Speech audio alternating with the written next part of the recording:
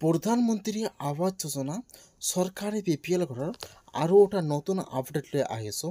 সেইটো আপডেট হ'ল আপোনালোকে যদি চৰকাৰী ঘৰৰ 25-26ৰ নতুন লিষ্টটো চেক কৰিছে আৰু আপোনালোকৰ নামটো চৰকাৰী ঘৰ লিষ্টত অহা নাই, এতিয়া আপোনালোকে কি কৰিব লাগিব, কি কৰিলে আপোনালোকে চৰকাৰী ঘৰটো লাভ কৰিব। আৰু যদি আপোনালোকে এতিয়াও চৰকাৰী ঘৰৰ 25-26ৰ নতুন লিষ্টটো চেক কৰা নাই, কেনেকুৱাকৈ আপোনালোকে লিষ্টটো চেক কৰিব লাগিব, মই আজি এইটো ভিডিঅ'ত আপোনালোকক সম্পূৰ্ণ প্ৰচেছ ষ্টেপ বাই ষ্টেপ দেখুৱাই দি আছোঁ। আপোনালোকে জানিবলৈ হ'লে ভিডিঅ'টো সম্পূৰ্ণকৈ চাই ল'ব, স্কিপ নকৰাকৈ। আৰু যদি আপোনালোকে মোৰ চেনেলত নিউ হয়, মোৰ চেনেলটো ছাবস্ক্ৰাইব কৰি ৰাখি দিব। এতিয়া আপোনালোকে ফাৰ্ষ্ট এইটো অপশ্যনত আহি যাব PMAYC.NIC.in।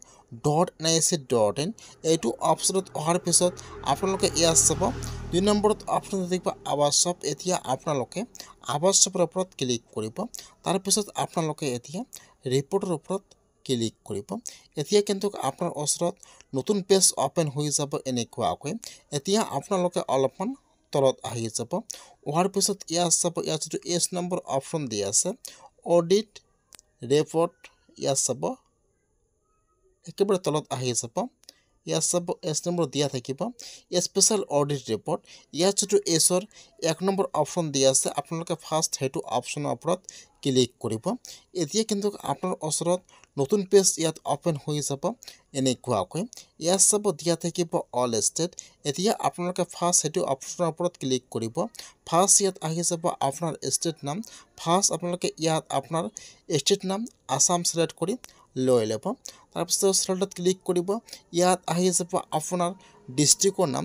এতিয়া আপোনালোকে ইয়াত আপোনাৰ ডিষ্ট্ৰিক্টৰ নামটো চিলেক্ট কৰি লৈ ল'ব। তাৰপিছত ইয়াত আহি যাব আপোনাৰ ব্লকৰ নাম। এতিয়া আপোনালোকে ইয়াত চাই লৈ ইয়াত যিটো আপোনাৰ ব্লকৰ নাম হয় আপোনালোকে ইয়াত আপোনাৰ ব্লকৰ নামটো চিলেক্ট কৰি লৈ ল'ব। তাৰপিছত ইয়াত আহি যাব আপোনালোকৰ পঞ্চায়তৰ নাম। এতিয়া আপোনালোকে ইয়াত চাই ল'ব যে ইয়াত আপোনালোকৰ পঞ্চায়তৰ নাম কোনটো হয়। আপোনালোকে ইয়াত আপোনাৰ পঞ্চায়তৰ নামটো চিলেক্ট কৰি লৈ ল'ব। ইয়াত চাব ফাৰ্ষ্ট ষ্টেট, তাৰপিছত ডিষ্ট্ৰিক্ট, তাৰপিছত ব্লকৰ নাম, তাৰপিছত ইয়াত আপোনালোকৰ পঞ্চায়তৰ নাম, তাৰপিছত এতিয়া আপোনাৰ ওচৰত আহি যাব চন। এতিয়া আপোনাৰ চিলেক্টত ক্লিক কৰিব। একেবাৰে তলত আহি যাব। হোৱাৰ পিছত ইয়াত চাব দিয়া থাকিব 25 and 26। এতিয়া আপোনালোকে ইয়াৰ পৰা সেইটো অপশ্যন চিলেক্ট কৰি লৈ ল'ব। তাৰপিছত চিলেক্টত ক্লিক কৰিব। ইয়াত 1 নম্বৰত আহি যাব প্ৰধানমন্ত্ৰী আৱাস যোজনা গ্ৰামীণ আহি যাব এনেকুৱাকৈ। তাৰপিছত আপোনাৰ ওচৰত আহি যাব কেপচা। এতিয়া আপোনাৰ তাত যিটো কেপচা আহি যায়, এতিয়া আপোনালোকে ইয়াত কেপচাটো বহাই দিব। কেপচাটো বহাই দি আপোনালোকে এতিয়া 4 মিনিটৰ ওপৰত ক্লিক কৰিব। যেতিয়া আপোনালোকে কেপচাটো বহাই দি 4 মিনিটত ক্লিক কৰিব, এতিয়া কিন্তু আপোনাৰ ওচৰত লিষ্ট অপেন হৈ যাব এনেকুৱাকৈ। ইয়াত চাব এতিয়াও কিন্তু বহুতো পঞ্চায়তৰ লিষ্ট এতিয়াও অহা নাই 25-26ৰ। এতিয়া কিন্তু যদি আপোনালোকে এতিয়ালৈকে চৰকাৰী ঘৰটো লাভ কৰা নাই, তেনেহ'লে অতি সোনকালে আপোনালোকে আপোনাৰ পঞ্চায়তত যাই যোগাযোগ কৰক। আপোনালোকে ফাৰ্ষ্ট লিষ্টটো চেক কৰক। যদি আপোনালোকৰ পঞ্চায়তৰ লিষ্টটো অনলাইনত এতিয়াও পাব্লিছ হোৱা নাই, এতিয়া কিন্তু আপোনালোকে আপোনাৰ ডকুমেণ্ট জমা কৰিব লাগিব। এতিয়া কিন্তু বহুতো পঞ্চায়তে বহুতো চৰকাৰী BPL ঘৰ আহি গৈছে। যিসকলে এতিয়ালৈকে চৰকাৰী ঘৰটো লাভ কৰা নাই সেইসকলে আপোনালোকে আপোনাৰ পঞ্চায়তত যাই যোগাযোগ কৰক। তাক বৰ্তমান ঘৰৰ ছাৰ্ভে আৰম্ভ হৈ গৈছে বা ডকুমেণ্ট জমা লৈ আছে। আপোনালোকে ফাৰ্ষ্ট নতুন লিষ্টটো চেক কৰক যে আপোনাৰ লিষ্টত নামটো আহিছে নে অহা নাই। যদি আপোনাৰ পঞ্চায়তৰ লিষ্ট এনেকুৱাকৈ নাহে, তেনেহ'লে আপোনালোকে আপোনাৰ পঞ্চায়তত যোগাযোগ কৰক। তাত কিন্তু বৰ্তমান সকলো ডকুমেণ্ট জমা লৈ আছে। আপোনাৰ জব কাৰ্ড আৰু আপোনাৰ সকলো ডকুমেণ্ট জমা লৈ আছে। যদি আপোনাৰ পঞ্চায়তৰ লিষ্টটো অহা নাই, তেনেহ'লে আপোনালোকে আপোনাৰ পঞ্চায়তত যাই যোগাযোগ কৰক। তাত কিন্তু বৰ্তমান পঞ্চায়তে ইয়াতে বহুতো মানুহৰ নাম ভেৰিফাই হোৱা নাই। সেইকাৰণে আপোনালোকে আপোনাৰ সকলো ডকুমেণ্ট জমা কৰিব লাগিব। যেতিয়া আপোনালোকৰ নামটো ভেৰিফাই হ'ব, তাৰপিছত কিন্তু ইয়াত অনলাইনত আপোনালোকৰ নামটো বা আপোনাৰ পঞ্চায়তৰ লিষ্টটো ইয়াত শ্ব' কৰিব এনেকুৱাকৈ। আপোনালোকক মই এটা ক্লিক কৰি দেখুৱাই দি আছোঁ বেলেগ পঞ্চায়তৰ লিষ্টটো আহিছে নে অহা নাই। ইয়াত চাব ক্লিক কৰি দেখুৱাই দি আছোঁ। বেলেগ পঞ্চায়তৰ যেহেতু আমাৰ পঞ্চায়তৰ নতুন লিষ্টটো এতিয়া অহা নাই, এতিয়া ঘৰৰ সম্পূৰ্ণ ভেৰিফাই হোৱা নাই, সেইখন লিষ্টটো ইয়াত অহা নাই। মই আপোনালোকক বেলেগ পঞ্চায়তৰ লিষ্টটো দেখুৱাই দি আছোঁ। আপোনালোকে ইয়াত আপোনাৰ চেম প্ৰচেছ চিলেক্ট কৰি লৈ ল'ব। ইয়াত কেপচাটো বহাই দিব। কেপচাটো বহাই দিয়ে আপোনালোকে এতিয়া ছাবমিটৰ ওপৰত ক্লিক কৰিব।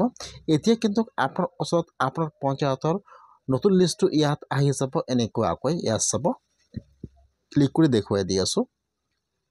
আপোনালোকে ইয়াত নতুন লিষ্টটো সকলো পঞ্চায়তৰ নাপাব। যিবিলাক পঞ্চায়তৰ নাম সম্পূৰ্ণ ভেৰিফাই হৈ গৈছে বা যিসকলে অতি সোনকালে ঘৰৰ পইচাটো লাভ কৰিব সেইসকলৰ নাম লিষ্টত পাব। যিসকলৰ নাম সম্পূৰ্ণ ভেৰিফাই হৈ গৈছে সেইসকলৰ নাম কিন্তু আপোনালোকে অনলাইনত পাব্লিছ হৈ গৈছে। আপোনালোকে এনেকৈ অনলাইনত চাব পাৰিব। ইয়াত চাব, ক্লিক কৰি দেখুৱাই দি আছোঁ। ইয়াত চাব, সেইটো পঞ্চায়তৰ লিষ্ট কিন্তু সম্পূৰ্ণ ভেৰিফাই হৈ গৈছে, সেইকাৰণে ইয়াত এনেকুৱাকৈ শ্ব' কৰিছে। ইয়াত আপোনালোকৰ নামটো দিয়া থাকিব, আপোনাৰ ফাদাৰ্ছ নাম দিয়া থাকিব, ইয়াত আপোনাৰ ঘৰৰ ৰেজিষ্ট্ৰেশ্যন ID নম্বৰ দিয়া থাকিব আৰু এইবোৰত আপোনালোকৰ জব কাৰ্ড নম্বৰ দিয়া থাকিব এনেকুৱাকৈ। আপোনালোকে এনেকুৱাকৈ চৰকাৰী ঘৰৰ 25-26ৰ নতুন লিষ্টটো চেক কৰিব লাগিব। আপোনালোকে ফাৰ্ষ্ট চেক কৰক, যদি আপোনালোকে আপোনাৰ পঞ্চায়তত সকলো ডকুমেণ্ট জমা কৰিছে তেতিয়াহে আপোনালোকৰ নামটো ভেৰিফাই হ'ব। তাৰপিছত আপোনালোকে লিষ্টটো এনেকুৱাকৈ চেক কৰিব লাগিব।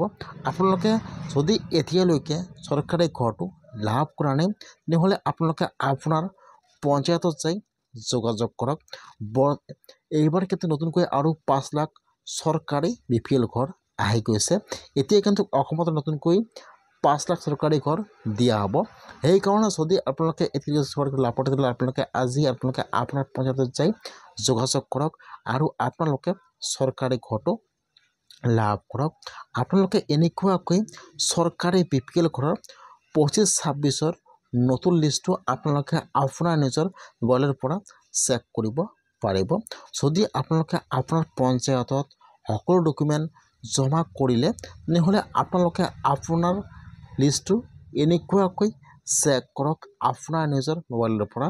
চৰকাৰী ঘৰৰ 25-26ৰ নতুন লিষ্ট এনেকুৱাকৈ